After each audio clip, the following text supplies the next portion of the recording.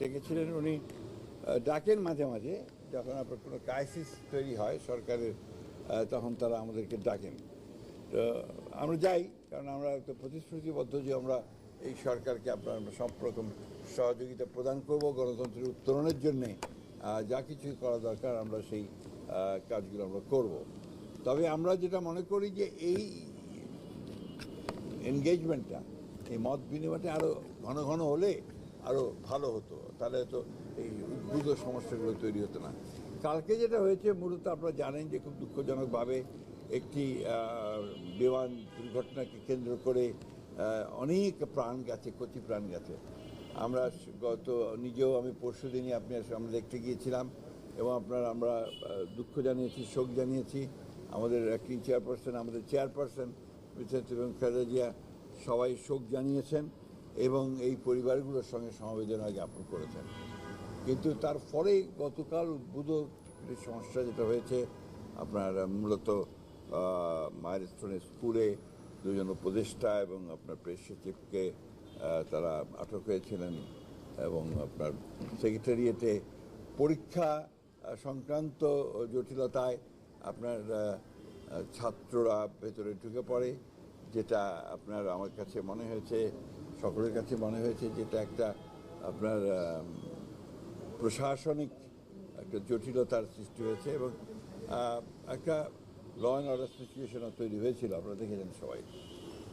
এবং তার কয়েকদিন আগে, কিছুদিন আগে আপনারা দেখেছেন যে গোপালগঞ্জে আপনার এই আওয়ামী লীগের একটা ফ্যাসিস্ট শক্তির লোকেরা তারা যেভাবে একটা রেইন অফ টেরার গোপালগঞ্জের সৃষ্টি করেছিল, যেটা আমরা মনে করি যে গণতন্ত্রের উত্তরণের আমাদের যে প্রক্রিয়া চলছে, জনগণের এই যে জুলাই এবং আগস্টে আপনার যে গণঅভ্যুত্থানের মধ্য দিয়ে যে পরিবর্তন নিয়ে আসা হয়েছে, ফ্যাসিস্ট আওয়ামী শক্তিকে যে পরাজিত করা হয়েছে, সেটা এই জুলাই আগস্ট মাসেই ওই শক্তির আবার উত্থানের একটা নমুনা দেখা মতো অবস্থা তৈরি হয়েছে।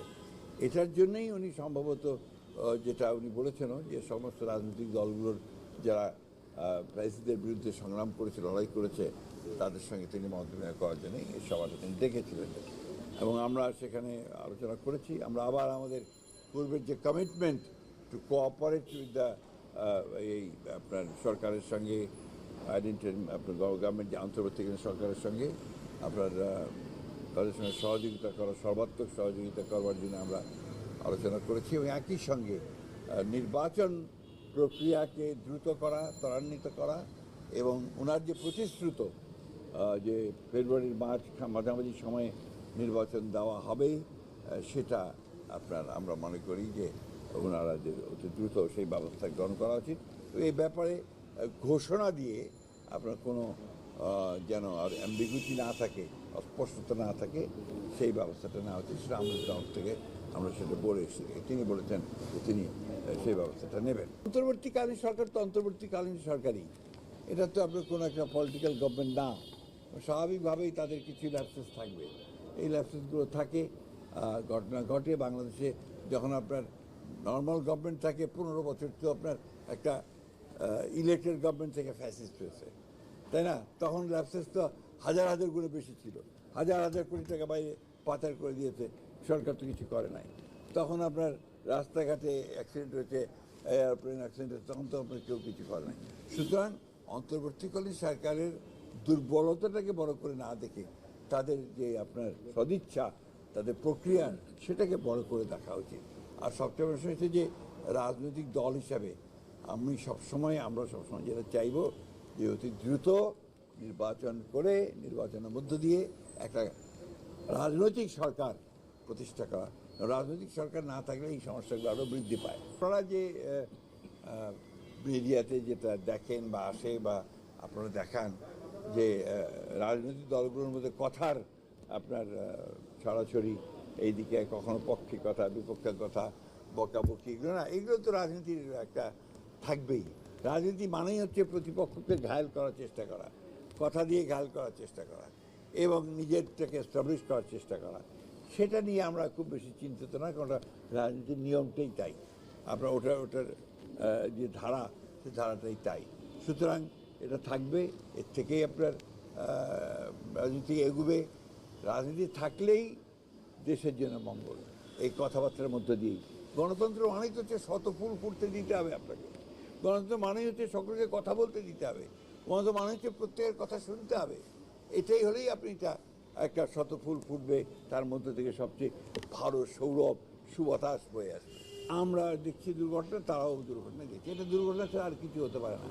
কারণ আমি যতদূর শুনেছি, আমি কোনো বিশারদ নই, বিশেষজ্ঞ নই, আমি শুনেছি যে এটা একদম আপনার একটা এই এয়ারক্রাফটটা এটা ওদের ট্রেনিংয়ের জন্যই এয়ারক্রাফট। আমি জানি না, আমি বলতে পারবো না। অনেকে বলছে নাকি আগেও দু একটা দুর্ঘটনা ঘটেছে, ঘটতে পারে, I don't know. But the pilot, young pilot, এটা তার সোলো ফ্লাইট ছিল, অর্থাৎ তার ট্রেনিংয়ের শেষ পর্যায়ে তাকে একা ফ্লাইটটা নিতে হবে। এখানে সামথিং ওয়াজ রং, রং যেতেই পারে, এটা হতেই পারে। But he tried is best, সেই বিমানটাকে আপনার সেফ জায়গায় নিয়ে যাওয়ার জন্য চেষ্টা করেছে যাতে স্কুলের উপরে না পড়ে, কিন্তু সেটা সে পারেনি।